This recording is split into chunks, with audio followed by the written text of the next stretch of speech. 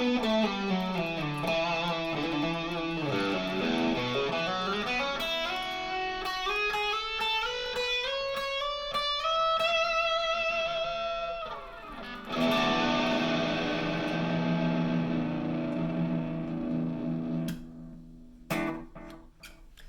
folks, how are you?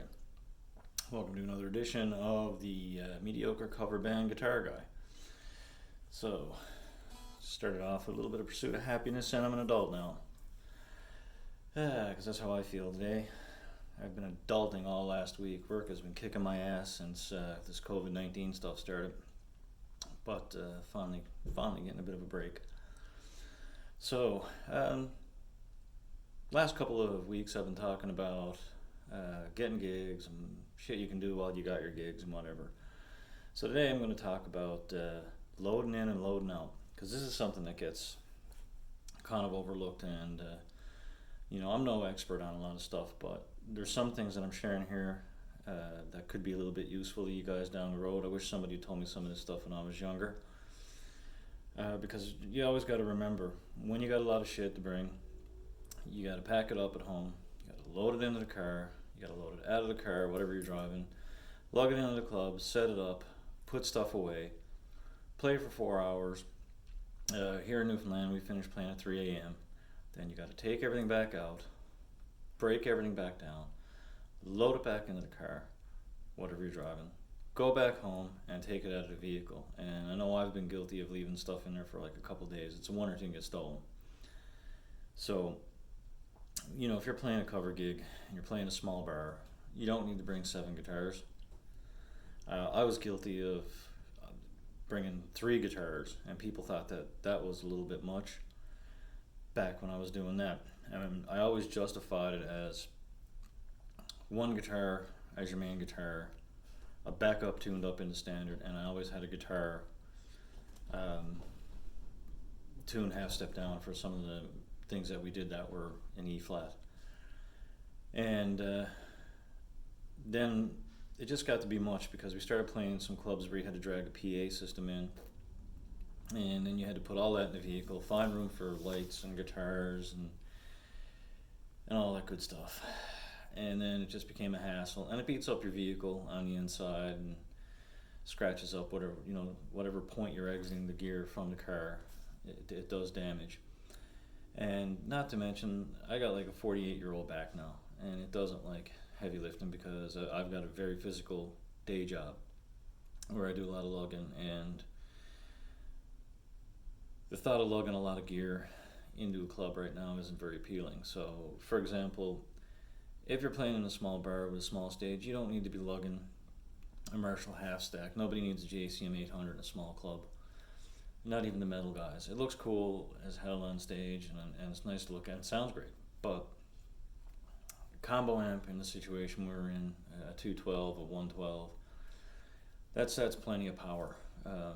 Right now I'm running a Vox AC15, and that's what I've been running for a long time. I had one before that I got rid of for Hughes and Kettner, and it was a great amp, but it was just big, it was loud, and it weighed a ton. So I went back and started playing a Vox AC15. It's a light amp, it's small, it's not loud, it doesn't deafen your bandmates on stage. It's 1 channel, I got a pedal board I can utilize. So that takes care of that. You don't want to be lugging a Marshall half stack around. There's got to be no worse feeling than coming up George Street like 4 o'clock in the morning during, a snowstorm with a half stack Marshall. I bring 2 guitars now. I have a backup and my main guitar.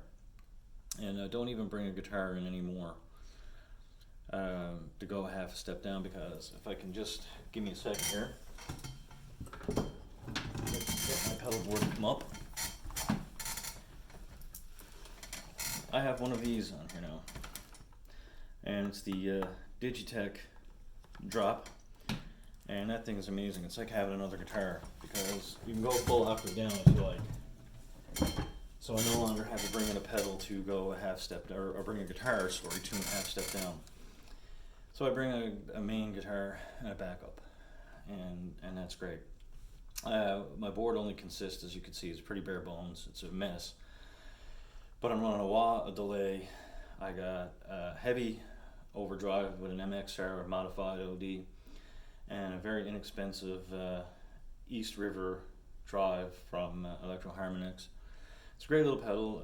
I don't run any gain on it whatsoever. I use it more as a booster, especially for some of the country solos that we're doing. And a wireless system that I love because it's less cables beating around the stage.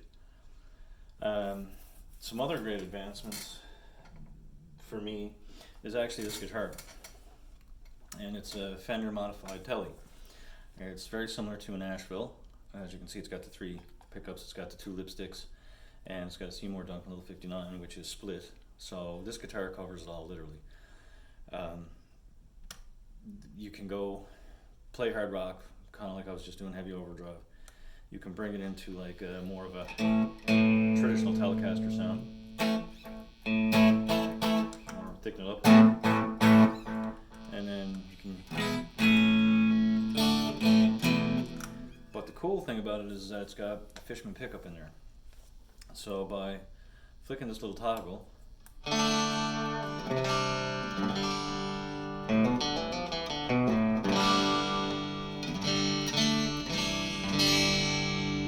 it brings in an acoustic sound, which is really cool. And when I play smaller gigs where we're just doing a set, I'll often bring this guitar with me because it's the only thing I need to bring, that my amp, my pedal board, if the backline stuff's not provided. So it makes a big difference. Another thing too is drummers, cocktail kits. A lot of drummers don't want to use them, but just think about what you got to lug into the bar, what you got to lug back out later on, because if it goes in there, it got to come out unless it's provided by the club, and not a lot of clubs have a house kit, and that's just the way it is. And plus, I'm sure the 5 people who watch my videos, you guys know, like this, because we play the same stages, and you get some small stages where you can barely fit a drum kit on her, and everybody wants to be the star up on the stage. You got to keep your bandmates in mind too, and like I said, that's why I kind of go to wireless. It's less cables to be tripping over, and it gives me just that little bit of space for myself, but it also provides more space for Tammy when she's singing, because she's sort of in the middle of myself and Perry. And Perry is the same way. He runs a DI box a lot of time, brings an amp onto bigger stages for his bass. But he's also, like I said, been around the block, and we've all toned down our equipment. I mean, I used to run a pedal board with 13 pedals on it one time, and half the stuff wasn't getting used. So now I'm running literally a delay pedal and a wah. Those are my only real effect, sort of modulation effects that I have that kind of alter the sound besides overdrives, and that's good enough for me. And I got the drop, brings everything down a half step. It saves me from bringing in a guitar, and that makes a really, really big difference. So you need to keep space issues in mind. Bringing less gear means less time loading in, less time loading out, and you get to enjoy the gig. Because I mean, if you're playing for 4 hours, you don't want to start breaking down 7 guitars. And if you're bringing 7 guitars to a gig to play for an hour, unless you're the Edge and you don't play it in the same tuning twice, you really don't need it. You know, the only time I could see me bringing 3 guitars into a gig would be if we did a lot of acoustic stuff. Now, I can utilize this here, but some guys want to be authentic, and they'll bring an electric, a backup, and an acoustic. That's one thing. That's 3 guitars. That's not 7. So I don't want people to look at it and go, well, I got to bring an acoustic and my electrics, you know, and think I'm bashing something in there, because I'm not. But there's a difference in showing off and practicality, and if you got 90 guitars, that's great. Bring a different guitar to every gig. If you're gigging all the time, if you're playing 2 nights on a weekend, bring something different for a bit of fun, bit of change. That's cool. But you don't need 7 guitars, you don't need 7 basses, and you don't need, like, you know, Lars Ulrichs and Justice for All drum setup, or Nico McBrain from Iron Maiden. You don't need 13 toms.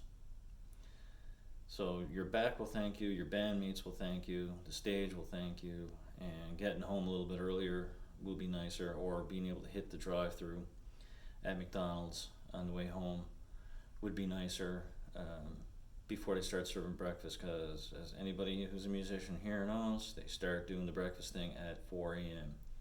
Who the hell eats breakfast at 4 a.m.? It's gross. Anyway, I'm going to wrap it up there, and like I said, these are just little nuggets of advice I'm throwing out there to people that are just starting up. And you can take it to face value, or you can actually listen to it, but those are things that have helped me over the years, as opposed to learning it the hard way. Nobody was there to kind of say to me, you shouldn't bring this many. I learned myself through observation too, of seeing, hey, that guy only got 2 guitars and he doesn't even have an amp. He's playing through like a Boss ME or a GT or a Line 6 or Helix or whatever. And those are great too. I'm just not smart enough to use one of those. So I can't. I tried, bought one of those Line 6 thingies. You could launch spaceships with it, but I couldn't get it to work for me. If I was going to play like in a hard rock band, it would have been perfect, but unfortunately I'm not. But once again, it was all through trial and error and learning and observing, and your back, like I said, it's going to thank you in the long run. So folks, that's going to be it for me today. Sorry I was late getting around this one tonight, but like I said, work and stuff, it's been a busy weekend too, and it's been kicking my ass. And next week, I'm going to talk about sound checks and surviving those, because there is an art to sound check. People don't realize it. This is something else that I've picked up over the years, and we'll get into that. And I'm going to use some advice, because one of the best sound checkers I've ever played in a band with was Doug Rowe, when I played in especially Two Guitars Clash, because he had a theory on sound checks, and sound checks were always quick and easy. And I always attribute it to the infamous Doug Rowe G major chord. So I'm going to get into that next week. If you're interested, pop on by and have a listen. Anyway, folks, thanks a lot.